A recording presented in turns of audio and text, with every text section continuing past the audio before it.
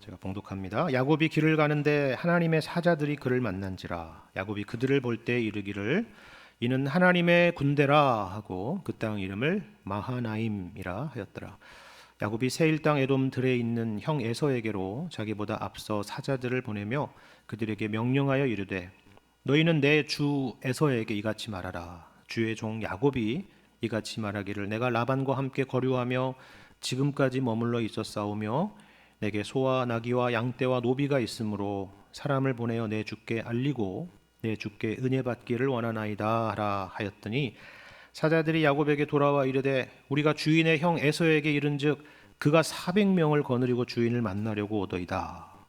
야곱이 심히 두렵고 답답하여 자기와 함께한 동행자와 양과 소와 낙타를 두 떼로 나누고 이르되 에서가 와서 한 떼를 치면 남은 한 떼는 피하리라 하고 야곱이 또 이르되 내 조부 아브라함의 하나님 내 아버지 이삭의 하나님 여호와여 주께서 전에 내게 명령하시기를 내 고향 내 족속에게로 돌아가라 내가 내게 은혜를 베풀리라 하셨나이다. 나는 주께서 주의 종에게 베푸신 모든 은총과 모든 진실하심을 조금도 감당할 수 없사오나 내가 내 지팡이만 가지고 이 요단을 건넜더니 지금은 두 때나 이루었나이다. 내가 주께 간구하오니 내 형의 손에서 에서의 손에서 나를 건져내시옵소서. 내가 그를 두려워함은 그가 와서 나와 내 처자들을 칠까 겁이 나기 때문이니이다. 주께서 말씀하시기를 내가 반드시 내게 은혜를 베풀어 내 씨로 바다에 셀 수 없는 모래와 같이 많게 하리라 하셨나이다. 아멘.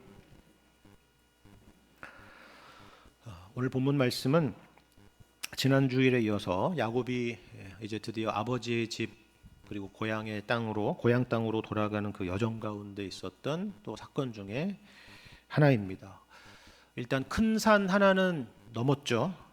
야곱을 죽일 듯이 쫓아왔던 라반과 결국 만나게 되고 그 과정에서 오해를 풀고 언약을 체결하고 서로 화해하고 또 축복하면서 그렇게 마무리가 되었기 때문에 그렇습니다. 해피엔딩으로 끝났습니다. 그게 31장까지의 내용입니다. 그런데 산 넘어 산입니다.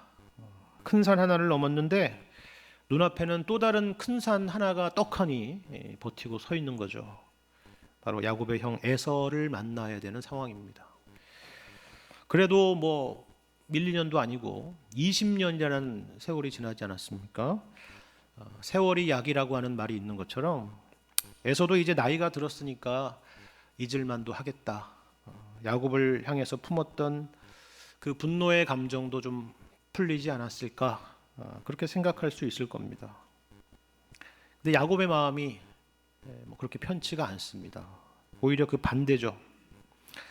일단 이것을 생각해 보면 좋을 것 같습니다. 분명히 20년 전에 야곱이 고향을 떠나게 될 때에 어머니 리브가가 사랑하는 아들을 보내면서 했던 말이 있어요.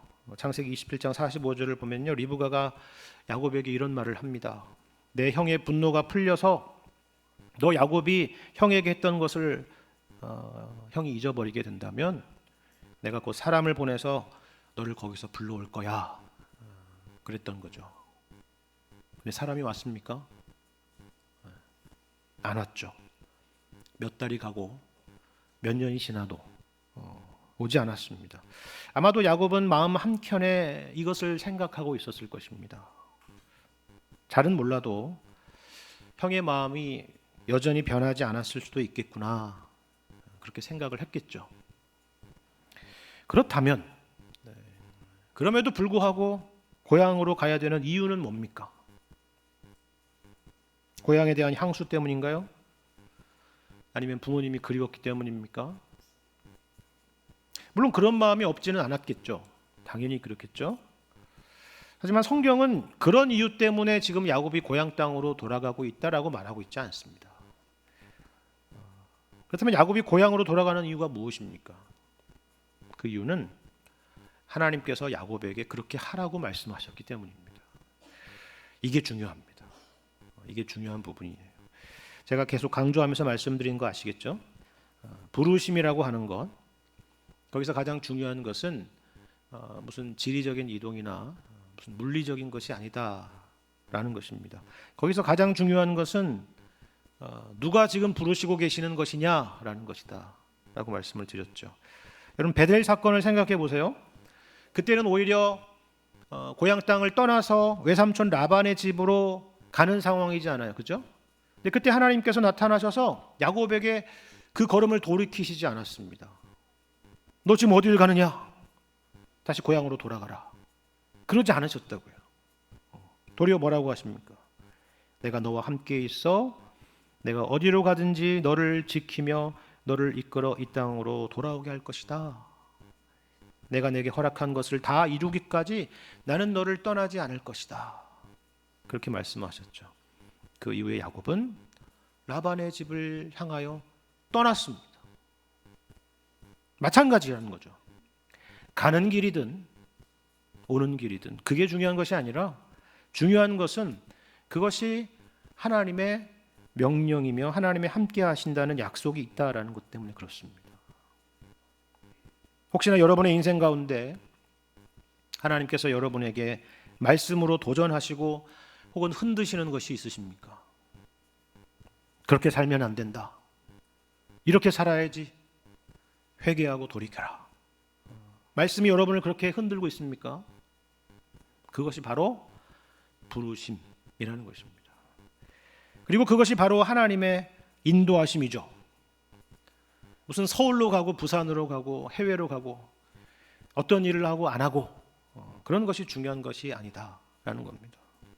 그럼 오늘 말씀도 보십시오. 분명히 지금 야곱은 고향으로 가고 있잖아요. 그렇죠? 근데 어느 지역으로 가는 것이 핵심이 아닌 것입니다. 그렇다면 이 형 에서를 만나는 일을 이처럼 중요한 일로 부각하지도 않았을 것입니다. 단지 지리적인 이동이었다면 그렇겠죠.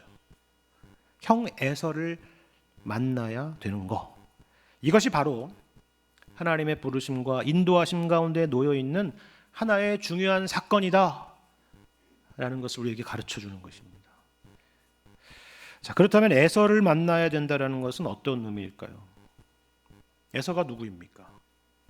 야곱의 형이죠. 가족입니다. 어려서부터 서로를 너무나도 잘 아는 그런 사이입니다. 더군다나 쌍둥이 아닙니까? 쌍둥이, 닮은 쌍둥이죠. 겉으로는 다를 바가 없는 그런 사람이라는 것입니다. 이게 뭘 의미하는지 아시겠습니까? 우리는 이 세상에서 구원받은 하나님의 백성이고 또 하나님의 자녀이지만 우리는 딴 나라에 살지 않는다라는 것입니다. 산속에 들어가서 살지 않고요. 딴 세상에서 살지 않는다는 겁니다. 오늘 같은 주일에는 이처럼 믿는 성도들끼리 한자리에 모여서 예배도 드리고 또 서로 신앙의 교제도 나누게 되지만은 우리는 이 시간이 지나면 각자 하나님께서 보내시는 현실로 돌아가야 된다. 그 얘기입니다. 우리가 겉으로 볼 때는 모든 것이 똑같아 보이는 쌍둥이 같은 에서들을 만나야 된다. 그 얘기예요. 여러분을 누구보다도 잘 알고 있는 가족들, 친구들, 직장 동료들, 내가 상대해야 될 고객들, 파트너들, 바로 그들을 말하는 것이죠. 그런데 그 중에서는 분명히 에서처럼 껄끄러운 관계 가운데 있는 사람도 분명히 있겠죠. 우리가 이 땅에서 만나야 될 현실들입니다. 우리 생각에는 오늘도 주일, 내일도 주일, 일주일 내내 주일 같으면 좋겠지만 천사 같은 사람들만 만나면 참 좋겠지만 그것은 천국에서 그렇게 하고요. 하나님께서 우리가 사는 동안 우리를 보내시는 그런 현실은 그렇지 않다라는 거예요.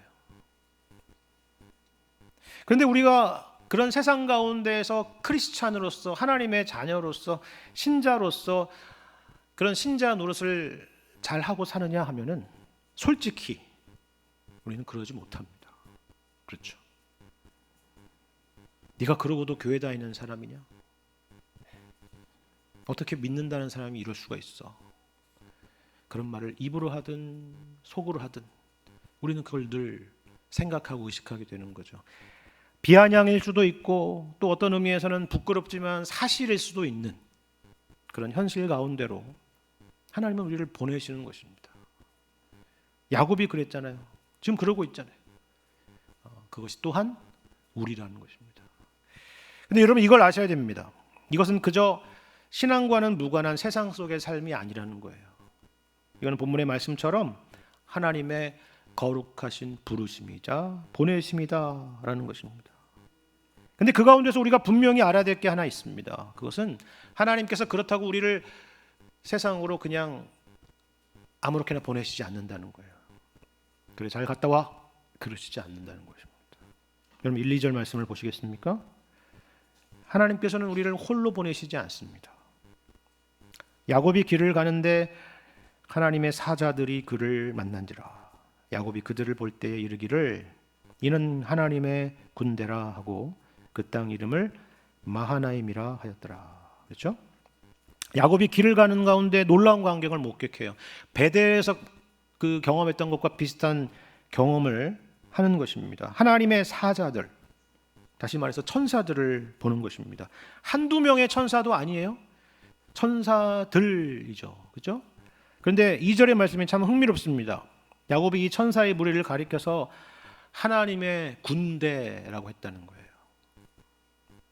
군대라고 하는 것은 많다는 거죠. 그죠? 근데 우리 성경에는 이렇게 군대라고 되어 있지만요. 이걸 다른 표현으로 하면은 진영 혹은 진지라고도 할 수 있습니다. 영어로 하면은 캠프라고 되어 있어요. 우리가 뭐 한국에 있는 군대들은 보면 무슨 뭐 횃불 부대, 무슨 돌격 부대 뭐 이렇게 이름도 있고 1237 부대 뭐 이런 이름이 있지만은 여러분 혹시나 미군 부대들 이름들 보시면 뭐라고 되어 있어요? 뭐 캠프 캠프 이렇게 써 있잖아요. 그죠? 그런 의미입니다. 그러니까 어떤 무리들이 모여 있는 곳, 그것이 바로 캠프라고 하는 거죠. 이것을 히브리어로 하면은요 마하네라고 합니다. 근데 야곱은 이곳을 가리켜서 마하나임이라고 불렀다라고 하죠. 제가 무슨 히브리어를 하려는 것이 아니라 여기 중요한 의미가 있어서 그렇습니다. 여기서 흥미로운 것은요, 히브리어에서 보통 끝에 임이라고 끝나는 것은 영어에 s가 붙는 것처럼 복수형인 경우가 많은데요. 여기처럼 그저 임이 아니라 아임이라고 끝나는 것은 커플, 그러니까 쌍수형이라고 하는 것입니다. 그러니까 마하네가 두 개가 있는 거예요. 두 개의 진영이라는 것입니다. 그러니까 야곱이 봤다는 것이 두 개의 무리이며 두 개의 진영이었다라는 것이죠. 두 개의 큰 무리들. 그죠? 그렇다면 어떻게 두 개일까요? 여기에는 아주 여러 해석이 있는데요. 예를 들면 천사들이 이 야곱의 무리를 앞뒤로 호위하고 있어서 두 개다 이렇게 생각하는 사람도 있고, 아니면 시작부터 끝까지 인도하신다는 의미다. 혹은 라반에게서 지킨 것처럼 에서로부터 지킬 것이다 라고 생각하는 사람도 있습니다. 혹은 야곱의 무리들과 그리고 천사들의 무리, 이 두 무리들을 말하는 것이다 라고 주장하는 사람도 있습니다. 어떤 게 맞을까요? 저도 모릅니다. 몰라요. 본문에서는 이것을 명확하게 묘사하고 있지 않기 때문에 그렇습니다. 하지만 어떤 경우든 분명히 의미가 있겠죠. 그리고 어떤 의미로 해석하든 우리에게 은혜가 되는 내용도 있을 겁니다. 아마 여러 의미들을 담고 있는 중의적인 뜻을 갖고 있을 수도 있어요. 그래도 한 가지는 분명하지 않습니까? 그것은 뭐냐면 야곱은 지금 홀로 가고 있는 길이 아니라는 겁니다. 이건 분명하잖아요. 그렇죠? 하나님께서 이처럼 천사들을 동원하고 있다는 건 무슨 말이에요? 이 여정에 대한 관심과 야곱의 무리들을 보호하고 지키는 일에 있어서 하나님보다 더 큰 애정과 관심을 가지신 분은 없다, 그 얘기입니다. 야곱보다도. 무슨 말인지 아시겠죠? 근데 또 한 가지 흥미로운 것은 이거예요. 이건 분명히 정말 엄청난 사건이지 않습니까? 엄청난 광경이잖아요. 만일에 여러분이 이런 엄청난 천사들의 무리를 길을 가다가 보았다 그러면은 아마 여기에 대해서 얼마나 할 말이 많겠습니까? 과장까지 더해서. 그죠? 근데 여러분 그럼 보세요. 자세한 설명이 없어요. 단 2절뿐입니다. 그리고 우리가 방금 예상했던 것처럼 이게 정확히 어떤 그림인지 묘사하기가 어려워요. 모호합니다. 정확한 상황을 묘사하기가 어렵습니다. 그런데 저는 이러한 모호함이 오히려 우리에게 주는 굉장히 중요한 메시지를 담고 있다, 이런 생각을 하게 됩니다. 그게 뭔지 아십니까? 사실 우리 신앙생활이 그렇다는 거예요. 우리의 신앙의 여정이 그렇다는 것입니다. 만일에 제가 여러분에게 여러분의 인생 가운데 만나는 어떤 상황과 어떤 어려움 속에서도 하나님이 여러분에게 함께 하시고 동행하시고 인도하시고 지키시는 것이 확실히 보이십니까? 라고 묻는다 그러면 여기에 대해서 그렇습니다 라고 분명하고 확실하게 말씀하시는 분이 그렇게 많지 않으리라 생각이 됩니다. 근데 그렇다고 해서 이번에는 그러면 반대로 여러분의 인생 가운데 하나님의 일하심이 없습니까? 라고 묻는다 그러면 또 역시나 그렇지 않다라고 말하시겠죠. 무슨 말인지 아시겠죠? 우리는 사실 어떻게 보면은 여기 본문 1절과 2절의 말씀처럼 신앙생활을 하면서 인생을 걸어갈 때 모호함 가운데 사는 거예요. 마하나임입니다. 두 개의 진영이 있어요. 돌이켜보면은 하나님의 인도하심이 아니면 설명할 수 없는데도 막상 그게 지금 내 눈앞에 확실하게 보이느냐라고 그렇게 묻는다면은 확실히 그렇다라고 이러이러한 증거가 있다라고 말하기도 참 어렵죠. 그걸 보여주는 것입니다. 그리고 이어지는 이야기가 그걸 우리에게 더 분명하게 보여주고 있습니다. 이런 맥락에서 여러분 3절 이하의 야곱의 두 가지의 모습을 볼 수가 있어요. 하나는 굉장히 야곱스러운 모습입니다. 인간적인 모습이에요. 그런데 또 한 가지는 굉장히 신앙적인 모습입니다. 근데 이게 이상한 게 아니라 누구의 모습이라고요? 야곱만 그런 게 아니라 우리도 그렇다는 거죠. 우리도. 왜 그런지 한번 보세요. 인간적인 모습이라는 건 이런 겁니다. 그럼 3절 이하의 말씀 제가 다시 읽겠습니다.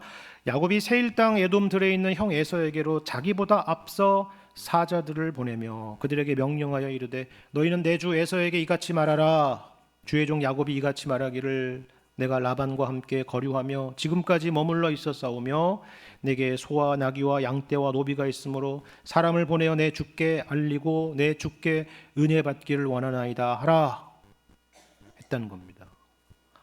역시 야곱답지 않습니까? 그렇죠? 나쁘다는 말이 아니라 좋은 의미로 매사에 지혜를 발휘한다 그 말입니다. 에서를 만나기 앞서서 사자들을 먼저 특사들을 먼저 앞으로 보내고 그들에게 형 에서를 만나면 해야 될 말들을 하나하나 설명해 주는 것입니다. 이렇게 이야기를 하라고. 자, 테스트 해보겠어요. 정확히 외웠어? 다시 한번 해봐. 됐다. 이제 가야 되겠다. 이렇게. 어떤 건지 아시겠죠? 그 입에 할 말을 넣어줬어요. 그죠?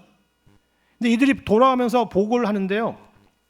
이게 정확히 어떤 뜻인지 참 이것만으로는 이해하기가 어려운 상황을 만납니다. 그게 뭐냐면 6절을 보시면 에서가 400명을 거느리고 오고 있다는 거예요. 400명을 거느리고. 그러니까 400명을 거느리고 온다는 게 어떤 의미인지 좀 먼저 보냈던 이 특사들이 그건 이런 의미입니다라고 얘기해 주면 얼마나 좋겠어요. 근데 딱 이거 하나만 가지고 온 거예요. 400명을 거느리고 오고 있습니다. 왜 이렇게 오는지에 대한 설명은 없어요. 야곱을 공격하려고 오는 건지 아니면 환영하기 위해서 그렇게 오는 건지 아니면 다만 그냥 야곱을 놀래게 하려고 하는 것인지 도무지 감을 잡을 수가 없습니다. 그래도 야곱은 이것이 환영일 수는 없을 거다. 그렇게 판단을 합니다. 그래서 어떻게 해요?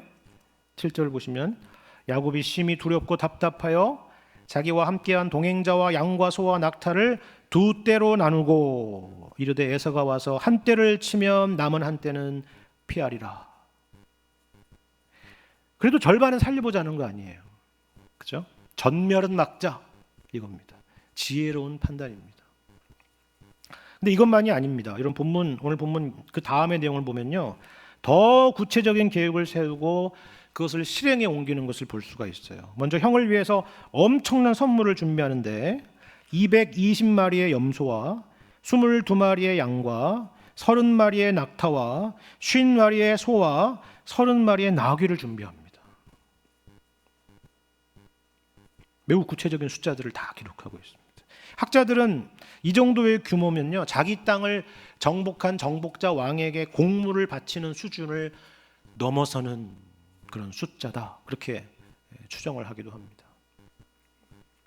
이것만이 아닙니다.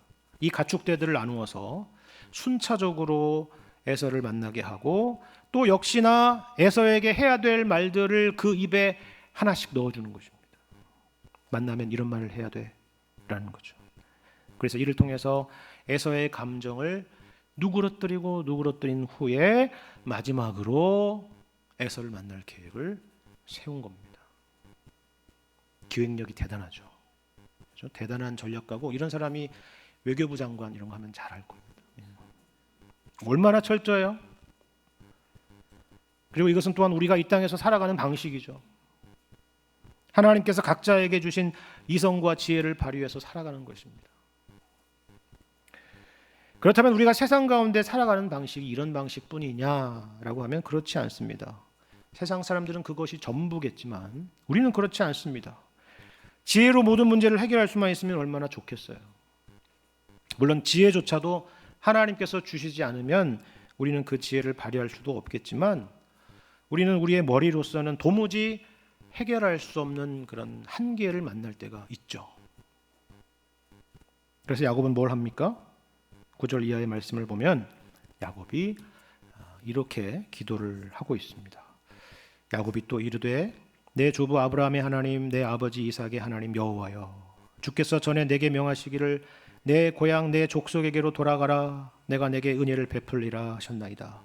나는 주께서 주의 종에게 베푸신 모든 은총과 모든 진실하심을 조금도 감당할 수 없사오나 내가 내 지팡이만 가지고 이 요단을 건넜더니 지금은 2때나 이루었나이다.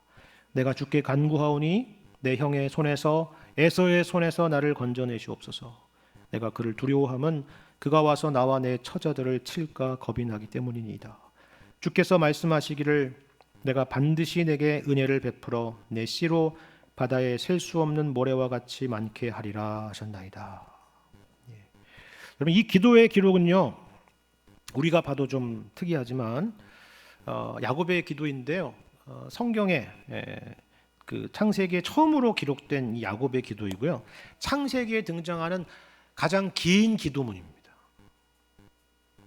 마치 시편 말씀을 그대로 옮겨 놓은 것만 같아요. 아니면 이 말씀을 그대로 떼다가 시편에 넣어도 될 만한 그런 기도입니다. 기도의 교과서와 같습니다. 저는 여기서 문득 이런 생각이 들었습니다. 이 기도가 어떻게 창세기에 수록될 수 있었을까 하는 거죠. 야곱이 아마도 자녀들과 그리고 손주들에게 자신이 이러한 상황에서 이처럼 기도했다라고 가르쳐줬겠죠. 그래서 그것이 전수되고 또 전수되어서 이렇게 기록에 남았을 것입니다. 그렇다면 여기에는 아주 중요한 교훈적인 의미가 있는 것입니다. 마치 예수님께서 제자들에게 기도를 가르쳐 주셨던 것처럼 야곱도 그 후손들에게 이렇게 기도하라고 기도를 가르쳐 주는 것과 같은 거예요. 구체적으로는 이런 내용입니다. 먼저 하나님은 아브라함의 하나님이며 이삭의 하나님이시다라는 것입니다. 무슨 말입니까? 하나님은 옛적부터 지금까지 언제나 신실하신 하나님이시다. 이것을 기억하라는 것입니다. 하나님께서 나에게 어떤 일을 행하실지 여러분 궁금하십니까? 내 인생 가운데 어떤 일을 행하실지 궁금하세요? 그러면 아브라함을 보고 이삭을 보라는 거죠. 이스라엘의 역사를 보라는 것입니다. 그들에게 어떤 일을 하나님께서 행하셨는지를 보라는 거예요. 왜요? 하나님은 언제나 동일하신 하나님이시기 때문입니다. 그걸 가르쳐 주는 것입니다. 뿐만 아니라 하나님의 약속을 기억하는 것입니다. 그 약속을 기억하며 그 약속을 붙들고 기도하는 것이죠. 우리가 성경을 많이 읽어야 되는 여러 이유 중에 중요한 이유 중에 하나가 또한 이것입니다. 바로 그 말씀들이 곧 하나님의 보증서이기 때문에 그렇습니다. 물론 그렇다고 해서 기도의 응답이라고 하는 것이 우리가 당연히 받을 수 있는, 당연히 받아야 될, 당연한 권리는 아닙니다. 여러분 10절에서 보는 것처럼 야곱은 주께서 주의 종에게 베푸신 모든 은총과 모든 진실하심을 조금도 감당할 수 없노라고 고백하지 않습니까? 이러한 겸손과 감사의 자세로 하나님께 나아가야 된다는 것이죠. 마지막으로는 이거예요. 절박한 강구입니다. 매우 현실적이면서도 직설적인 강구입니다. 여기 11절을 보시면요, 얼마나 절박합니까? 여기에는 복잡한 미사여구나 수사가 전혀 없습니다. 하나님, 두렵습니다. 제발 좀 살려주십시오. 제가 이러다가 죽겠습니다. 제 인생이 바람 앞에 등불입니다. 그렇게 솔직한 마음으로 나아가는 것입니다. 이것이 바로 야곱의 기도입니다. 근데 우리가 기도문들을 보면요, 기도들을 보면요, 한 사람의 신앙을 알게 되는 측면들이 있습니다. 예수님의 비유를 기억하시죠? 가난한 한 과부의 기도와 그리고 바리새인의 기도를 언급하시면서 그 사람의 신앙과 삶의 자세가 무엇인지를 예수님께서 말씀하시지 않습니까? 여러분이 여기 야곱의 기도의 내용들을 보시면서 뭘 보셨습니까? 훌륭한 기도 아닙니까? 굉장히 신앙적인 기도이며 진실된 기도죠. 누가 봐도 야곱의 신앙이 참 과거와 같지 않구나. 야곱이 참 달라졌구나. 이런 것을 느끼게 될 것입니다. 물론 여기서 기도 자체가 핵심은 아닙니다. 야곱이 어떻게 이와 같이 기도할 수 있었을까 하는 것을 생각해 보게 하는 것이죠. 하나님께서 지난 20년 동안 야곱의 인생 가운데 행하신 일이 무엇이었는가 하는 것을 깨닫게 하는 것입니다. 그저 고생스럽게 흘러갔던 그런 시간이 아니었다는 것을 아는 것이죠. 이것은 우리에게도 마찬가지입니다. 그리스도 안에서 무의미한 시간은 없습니다. 하나님이 다듬어 가시고 만들어 가시는 그런 시간이라는 것입니다. 이것이 바로 그 증거라는 것입니다. 야곱이 이처럼 훌륭해지지 않았느냐라는 거죠. 하나님께서 야곱을 이처럼 변화시키셨다는 것을 우리에게 보여주는 것입니다. 여러분 보십시오. 지금 야곱의 관심은 딱 한 가지뿐이지 않습니까? 여러분이 야곱이라고 생각해 보십시오. 관심은 하나밖에 없어요. 그게 뭐겠습니까? 형 에서가 과연 변했을까 하는 거잖아요. 형 에서가 과연 20년 동안 이 20년이라는 시간이 지나서 전과는 달라졌을까 하는 거잖아요. 그죠? 근데 여러분 성경의 관심은 뭐예요? 하나님의 관심은 무엇입니까? 우리가 이 기도를 통해서 배우는 것은 뭐예요? 에서가 변했는가가 아닙니다. 라반이 변했을까도 아니에요. 야곱이 변했는가 하는 것입니다. 그리고 이것이 결국 제일 중요한 것이라고 우리에게 가르쳐 주는 것입니다. 우리도 그렇지 않습니까? 우리의 기도나 소원들을 한번 잘 생각해 보십시오. 사실 대부분의 기도와 소원들을 보면은 내가 아니라 나를 둘러싼 그런 내 주변의 모든 상황들과 환경들이 변하기를 우리는 기도를 많이 하죠. 주님, 이 일을 통해서 내가 깨지게 하시고 내가 죽게 하시고 내 속사람이 변하게 하옵소서. 내가 주님을 더 닮아가게 하시고 낮아지게 하시고 주님을 닮게 하옵소서. 우리는 그런 식으로 잘 기도하지 않는다고요. 우리 자신을 정직하게 생각해 보면 그렇지 않습니까? 야곱도 당연히 그동안 우리처럼 기도하지 않았을까요? 라반을 좀 어떻게 해달라고 기도했겠죠. 복잡한 가족 문제로 기도했을 것이고 그리고 고생스러운 현실들을 붙잡고 기도했을 것입니다. 그리고 마지막 6년 동안에는 목축의 일들이 잘 번창할 수 있기를 그렇게 기도하지 않았겠습니까? 그런데 하나님은 그 가운데 뭘 하셨습니까? 물론 그 기도를 외면하시지 않으셨지만 그보다 더 중요한 것은 야곱 자신을 변화시켰다라는 것입니다. 그런데 그 변화의 증거가 뭔지 아십니까? 그것은 바로 겸손함과 낮아짐입니다. 하나님의 크심을 보게 되고 나보다 남을 낮게 여기게 되는 것이죠. 스스로를 낮추게 되는 것입니다. 여러분, 율법의 두 가지 내용이 무엇입니까? 하나님께서 우리를 향하신 목적이 무엇입니까? 그것은 하나님을 사랑하고 이웃을 사랑하는 것이죠. 사랑이라는 게 뭐예요? 여러분, 고린도전서 13장 말씀을 생각해 보세요. 인생의 방향이 그동안 나 자신만을 향했다고 한다면 이제는 하나님과 이웃을 향하게 되는 것입니다. 사랑은 자기의 유익을 구하지 않는 것이다, 그러잖아요. 그게 사랑입니다. 오늘 본문의 야곱을 보십시오. 오늘 본문의 야곱의 기도에서 우리는 하나님 앞에 완전히 납작 엎드린 야곱의 모습을 볼 수 있지 않습니까? 형 에서에게는 또 어떻습니까? 여러분, 4절을 보시면 에서를 부르기를 어떻게 불러요?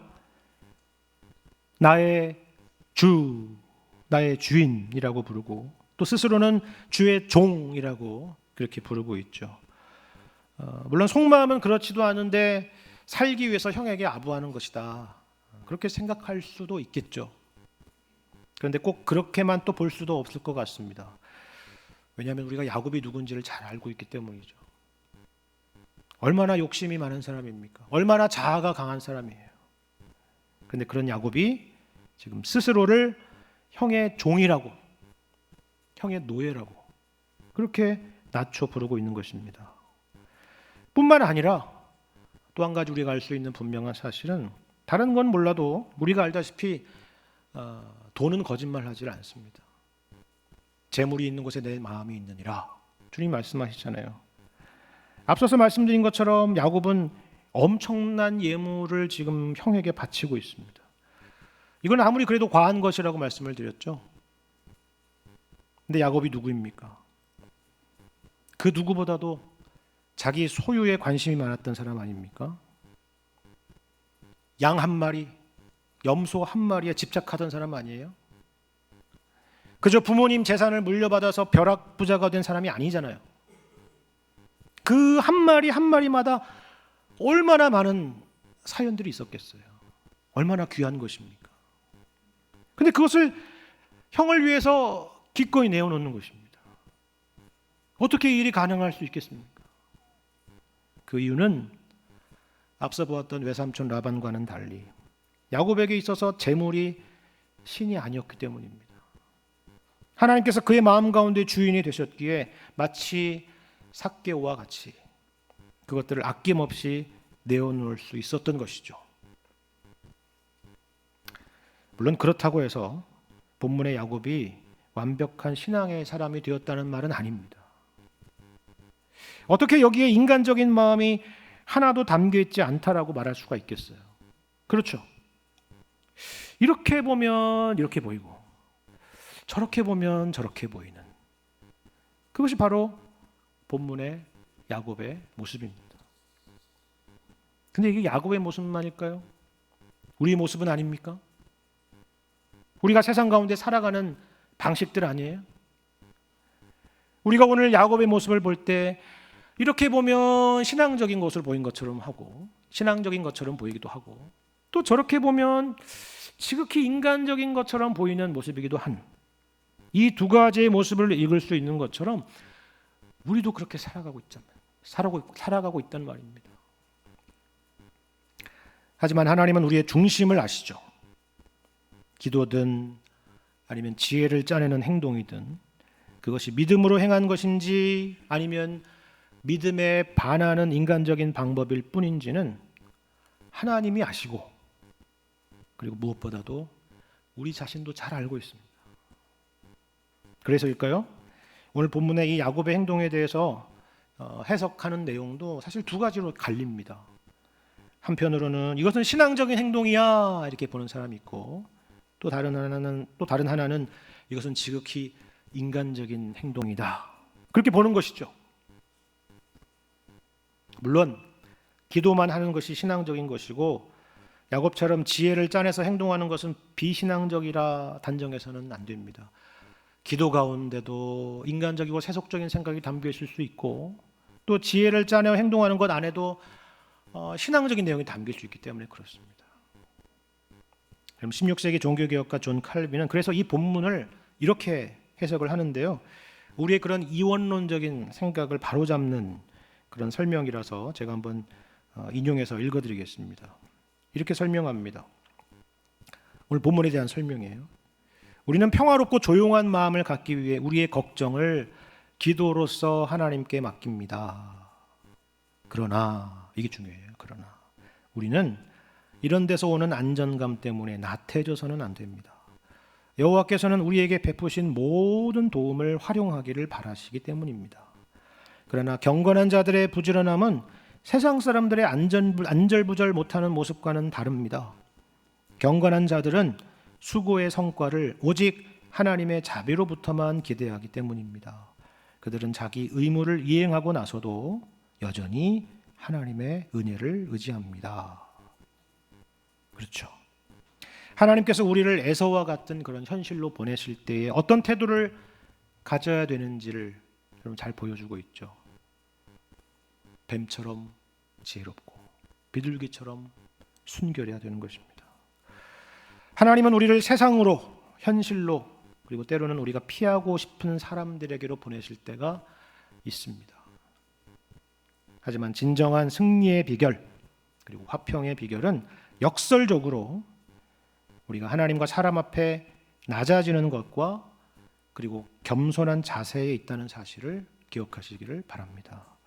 이러한 모습이 여러분의 기도만이 아니라 세상 앞에 지혜로운 행동 가운데에도 잘 담겨져서 하나님을 기쁘시게 해드리고 또한 여러분을 통해서 하나님의 살아계심과 일하심이 잘 드러낼 수 있게 되기를 우리 주님의 이름으로 간절히 축원합니다.